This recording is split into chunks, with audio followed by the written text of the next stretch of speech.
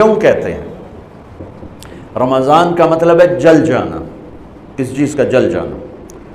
صلاۃ الاوابین حین ترمز الفصال، نیک لوگ ایک نماز پڑھتے ہیں کب؟ جب اونٹ کے پاؤں جلنے لگیں، اونٹ کے پاؤں جب جلنے لگیں، اونٹ کے بچے کے پاؤں جب جلنے لگیں۔ تو رمضان میں جل جانا، اس کا روزے سے کیا تعلق ہے؟ اس کا روزے سے تعلق یہ ہے کہ 360 دن سال میں ہوتے ہیں چاند کے لحاظ سے، 330 دن کے گناہ اللہ رمضان کے روزوں میں ہر روز میرے آپ کے گناہ جلاتا ہے، جلاتا ہے، جلاتا ہے۔ بھوک لگتی ہے ایک آگ بنتی ہے، پیاس لگتی ہے ایک آگ بنتی ہے۔ تو ہمارے لکڑی کی آگ میں چیزیں جلتی ہیں اور ہماری بھوک، روزے کی بھوک کی آگ میں گناہ جلتے ہیں، اور 29ویں روزے اللہ سارے سال کے گناہوں کو جلا کے روزہ والا یا روزے والی کو ایسے پاک کر دیتا ہے جیسے آج ماں کے پیٹ سے نکلا ہو، ایسے ان کو خوبصورت کر دیتا ہے۔ حج کا مہینہ آیا، اعمال اسی طرح ہیں جیسے ہوتے ہیں۔ رمضان کا مہینہ آیا تو میرے نبی کا اعلان ہو گیا، ایک فرض 70 فرض کے برابر ہو جاتا ہے۔ کمال، نفل فرض کے برابر۔ فرض اور نفل میں فرق کیا ہے؟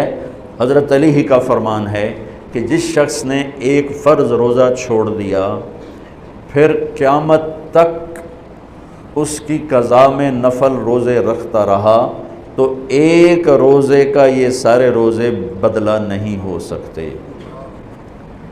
ایک نماز چھوڑ دی اور پھر اس کی قضا میں قیامت تک نفل پڑھتا رہا، تو فرض نماز کی ایک رکعت کے ایک سجدے کے برابر بھی نہیں ہے۔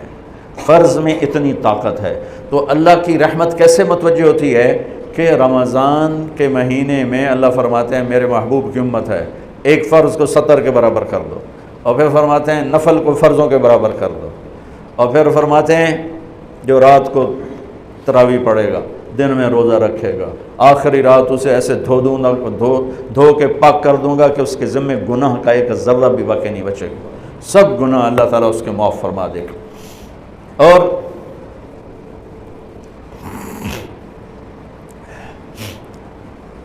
میرے نبی نے فرمایا من صام رمضان ایمانا و احتسابا، دوسری بھی من قام رمضان ایمانا و احتسابا، جس نے روزہ رکھا اللہ کی رضا کے لیے، جس نے تراویح پڑھی اللہ کی رضا کے لیے، اس کے پچھلی زندگی کے سارے گناہ اللہ معاف فرما دیتا ہے۔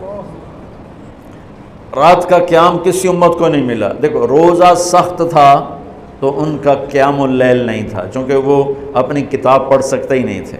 رمضان میں اللہ نے آسمانی کتابیں اتاری، یکم رمضان کو ابراہیم علیہ السلام پر، 2 رمضان کو تورات موسیٰ علیہ السلام پر، 8 یا 6 رمضان کو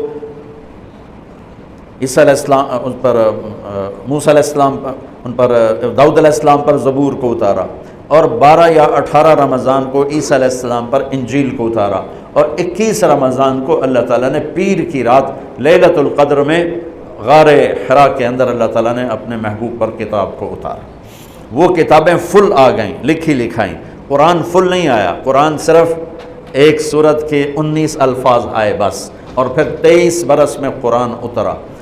کتنے انبیاء ایسے گزرے ہیں جن کے پاس جبریل زندگی میں ایک دفعہ آیا، زندگی میں جبریل ایک دفعہ، اور ایک سے لے کر آگے کوئی تعداد مقرر نہیں ہے، 100 دفعہ 200 دفعہ، لیکن آپ حیران ہوں گے ہمارے نبی پر جبریل 23 برس میں 24,000 دفعہ آئے، 24,000 دفعہ، جو ایک عجب العجائب ہے، عجب العجائب ہے۔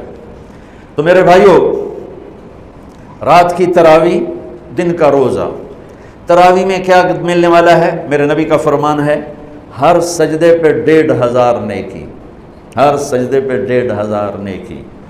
تھوڑی اپنی کاروباری مصروفیت گھٹاؤ، اپنی کاروباری مشقت گھٹاؤ، اپنے ملازموں کی بھی مشقت گھٹاؤ، تاکہ وہ تراویح پڑھ سکیں، روزہ رکھ سکیں، بشاشت سے پڑھ سکیں، اور اللہ کا فضل ہے ڈھیلے سے ڈھیلا حافظ بھی ہو تو 1.5 گھنٹے میں سارا کچھ نمٹ جاتا ہے۔ اتنی سی ہمت کرو میرے بھائیوں کہ افطاری میں تھوڑا کھاؤ۔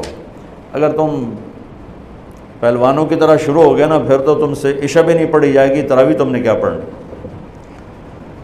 روزہ جسم کی فالتو چیزوں کو جلاتا ہے، روزہ ایک قوت پیدا کرتا ہے ایمانی شیطان کے خلاف۔ وہ کیسے پیدا کرتا ہے شیطان کے خلاف؟ اللہ تعالیٰ حلال کو بھی حرام کر دیتا ہے۔ جب بیوی کو بھی شہوت سے دیکھنا حرام ہو گیا اور یہ اس پہ قابو پا گیا تو اوروں کی عزت کو یہ حرام نظر سے کیوں دیکھے گا؟ جب یہ حلال کھانا چھوڑ گیا تو یہ جھوٹ کیوں بولے گا، یہ گالی کیوں دے گا، یہ غیبت کیوں کرے گا؟ جب یہ کان میں دوائی ڈالنا چھوڑ گیا کہ روزہ ٹوٹ جاتا ہے تو یہ اوروں کی غیبت کیوں سنے گا، اوروں کی برائی کیوں سنے گا؟ جب یہ آنکھ میں دوائی نہیں ڈالتا ہے کہ وہ حلق میں جاتی، وہاں سے وہ پیٹ میں چلی جاتی، روزہ ٹوٹ جاتا ہے، تو یہ ان آنکھوں سے غلط کیوں دیکھے گا؟ یہ غلط کیوں کسی کی عزت کے اوپر اپنی بددیانت نظر کو ڈالے گا؟ تو جب یہ اندھیرے میں بند کمرے میں ٹھنڈا پانی پڑا ہوا ہے اور ہاتھ نہیں لگاتا ہے اور اللہ کا دھیان اسے یاد ہوتا ہے کہ اللہ دیکھ رہا ہے، نہاتے ہوئے ہونٹ بند کر لیتا ہے کہ کوئی پانی کا قطرہ منہ میں نہ چلا جائے اور میرا روزہ نہ ٹوٹ جائے، خراب نہ ہو جائے، تو یہ جب اللہ کا اتنا دھیان اس کو نصیب ہو جاتا ہے کہ اللہ دیکھ رہا ہے، ورنہ کیا کسی کو کیا خبر کہ میں 2 گلاس پانی پیتا یا میں پیاس سے بول رہا ہوں۔ تو جب وہ اللہ کو اتنا اپنے دھیان میں لے آتا ہے کہ اللہ دیکھ رہا ہے، میں پانی نہیں پیوں گا، اللہ دیکھ رہا ہے، میں بیوی کو ہاتھ نہیں لگاؤں گا، اللہ دیکھ رہا ہے، میں کسی کی عزت پر بری نظر نہیں ڈالوں گا، اللہ دیکھ رہا ہے، میں کسی کی برائی نہیں سنوں گا، اللہ دیکھ رہا ہے، میں کسی کی برائی نہیں کروں گا، تو پھر جب یہ بازار میں جائے گا تو جھوٹ تو نہیں بولے گا، جب یہ تولے گا تو غلط تو نہیں تولے گا۔ ہاں یہ الگ بات ہے، بہت سے مجھے ملے کہ جی بس رمضان میں جھوٹ چھوڑ دیتے ہیں، اس کے بعد پھر شروع ہو جائے گا۔ رمضان میں رشوت نہیں لیتا ہوں، اس کے بعد پھر شروع ہو جاتا ہے۔ تو چلو شکر ہے 1 مہینہ تو مسلمان رہتے ہیں۔ اچھا اس کی وجہ کیا ہے کہ رشوت خور کہتا ہے جی رمضان میں نہیں، جی نہیں، رمضان میں جھوٹ نہیں بولنا، رمضان میں صحیح تولنا ہے، رمضان میں غلط نہیں تولنا ہے۔ کیوں؟ شیطان قید ہو جاتا ہے۔ رمضان میں نمازی کیوں بڑھ جاتے ہیں؟ شیطان قید ہو جاتا ہے۔ کسی امت کو یہ نہیں ملا کہ رمضان میں شیطان قید کیے جائیں، اس امت کو ملا رمضان میں شیطان قید ہو جاتے ہیں۔ کسی امت کو یہ نہیں ملا کہ رمضان میں جہنم کے دروازے بند ہو جائیں، اس امت کو ملا ہے رمضان میں جہنم کے دروازے بند ہو جاتے ہیں، جنت کے دروازے کھل جاتے ہیں۔ کسی امت کو یہ نہیں ملا کہ ان کے لیے ہر مخلوق دعا کرے، رمضان کے مہینے میں اس امت کو یہ ملا ہے کہ ان کے روزہ رکھنے والوں کے لیے چیونٹیاں بھی دعا کرتی، پرندے بھی دعا کرتے ہیں، مچھلیاں بھی دعا کرتی ہیں، ہوائیں دعا کرتی ہیں، ہر شے دعا کرتی ہے روزہ رکھنے والے کی۔ اس امت کو ملا۔ کسی امت کو یہ نہیں ملا کہ آخری رات ان کی سب کی بخشش ہو جائے، اس امت کو ملا ہے کہ رمضان کی آخری رات سب کی بخشش ہو جاتی۔ کسی امت کو یہ نہیں ملا کہ جنت کی حوریں انہیں روزوں میں یاد کریں، اس امت کو ملا ہے کہ اللہ تعالیٰ جنت کو کہتا ہے کہ تو تیار ہو جا، میک اپ کر لے، میرے بندے آ رہے ہیں، دلہن بن جا، سج دھج کے مجھے دکھا دے تاکہ میں اپنے بندوں کو پیش کروں تحفے کے طور پر۔ یہ ہے تمہاری بھوک کا بدلہ، یہ ہے تمہاری پیاس کا بدلہ۔